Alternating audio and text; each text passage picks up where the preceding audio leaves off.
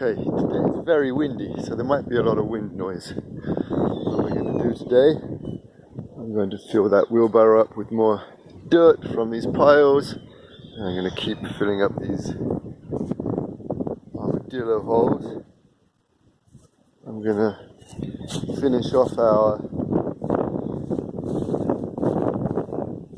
improvised compost bay. It's 1.5 walls done. Not horrible for having no tools and no materials.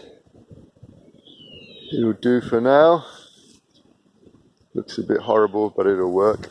That's where the third wall is going to go there. In the next couple of days, Jim is going to bring me the big sheet of plastic, which will cover probably most of this area. Before I cover it, I want to try and see if I can cut down some of this pampa grass so I can go into the compost. And I have a sachet of marigold seeds that Ellie gave me, so I'm going to plant those today somewhere around the front of the house, maybe along this fence line along here. That'll look nice. And I'm going to bring some firewood from the firewood pile under this tarp to the house, to the porch. I was going to have a little barbecue at lunchtime, but it's so windy, I think that's going to wait for a couple of days till the wind comes down. The kids need to go and fill me up this bag. Just need lots of little sticks. This is for the fire in the house. It's not that cold, but it's nice to have a fire going. What else? A guy we know who's got a chicken farm for eggs. He said that he's going to give us some chickens in a coop, which is super nice. So I've been trying to figure out where the best place for the chicken coop is going to be. And I think what I'm going to do is I'm going to put it over here next to the vegetable garden. So all the scraps from the vegetable garden can go into the chicken run, which I'm going to build to attach to the coop. And then all the manure and the scratchings from the chickens can go into the garden. So that'll reduce the amount of walking around that we can do, that we need to do.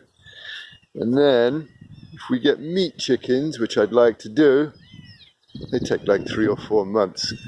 In the meat chickens, I will make a chicken tractor, which is like a movable coop.